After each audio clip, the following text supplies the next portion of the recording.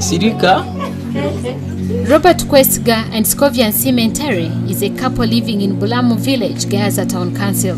Robert Kwesiga is a farmer, mainly growing coffee at a very small scale, and the wife is not employed. The family got their first child in 2008, and the parents tell us that it was such a shock when they received a pale-skinned baby.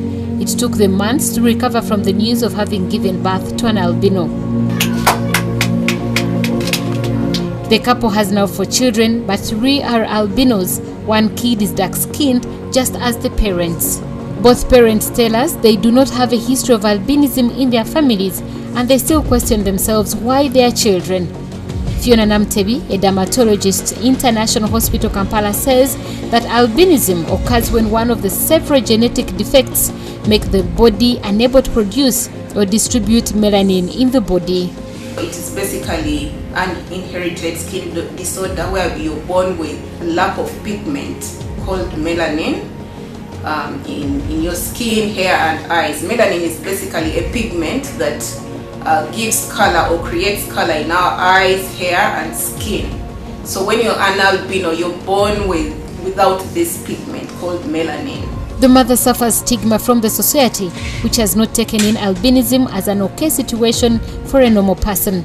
The main challenge I take when I'm moving with them on the way, especially on the way when I'm moving with them, I don't leave them behind.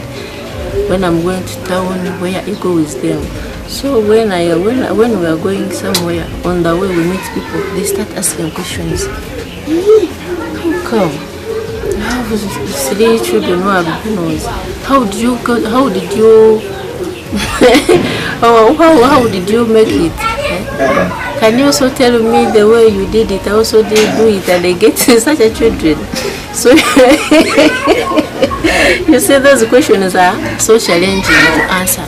You can't answer such a question. In most cases, men tend to run off from their wives and responsibilities when they produce albinos. However, Robert Kwesiga proved different. He says that much as he was also shocked, he has to support his wife since he believes that it's God who gave them these gifts of children. Look, at first it was kind of a shock, a surprise.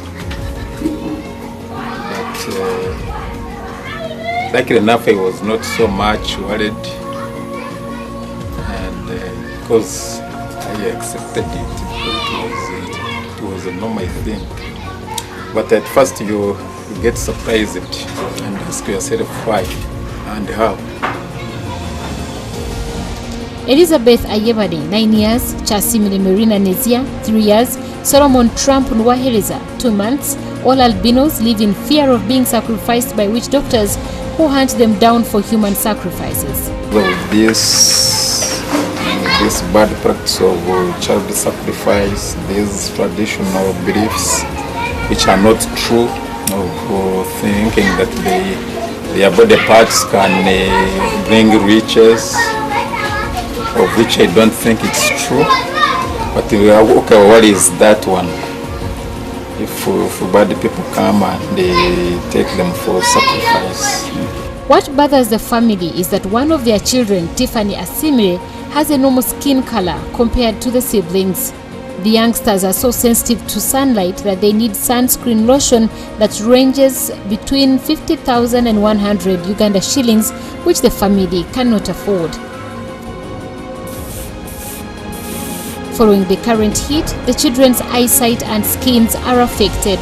We try to tell them that that heat is not good for their skin. So we try to keep them inside. The children are not easy to them, but at least we try to control them. Then we smear them with this the lotion.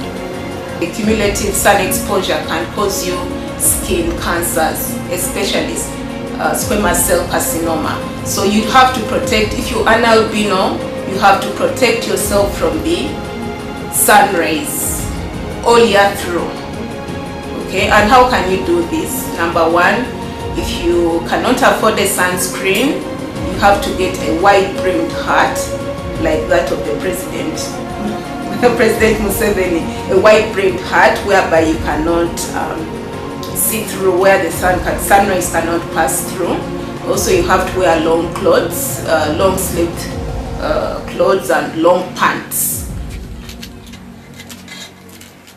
Being an albino has not stopped Elizabeth Ayebale 9 years from doing the different home chores. We found her preparing a meal for the family.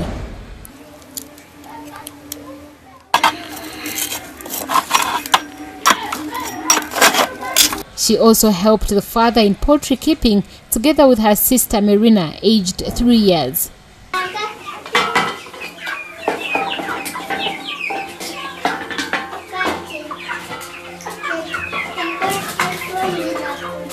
Elizabeth Ayebade tells us that she faces stigma at school and most of the classmates do not want to sit next to her. They laugh at me. They beat me.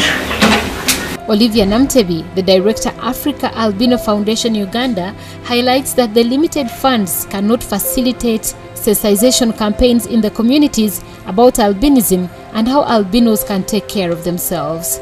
We have limited resources to do all that we want to do.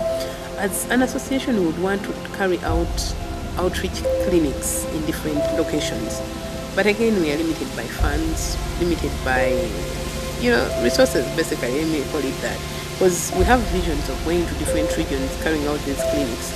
But we can only do that quite often where doctors are able. And then we have the creams, thank God. We've been in partnership with an association in Netherlands that has always provided these creams, and we give them out for free. But even getting them to the right people is a challenge. Just delivering. Statistics show that many do not go beyond the age of 30, but we are defying it. This generation behind me, we are going to defy it because we are better informed. In countries such as Tanzania and Malawi, millions with albinism have been attacked and had their arms or legs cut off with machetes, and they live in constant fear of falling victim to someone's greed for wealth through human sacrifice. The situation is not as bad here in Uganda, though they continue to face stigma from society and the lack of support from government, which makes the albinos' lifestyle quite hard. This report by Simon Semazi for Urban TV.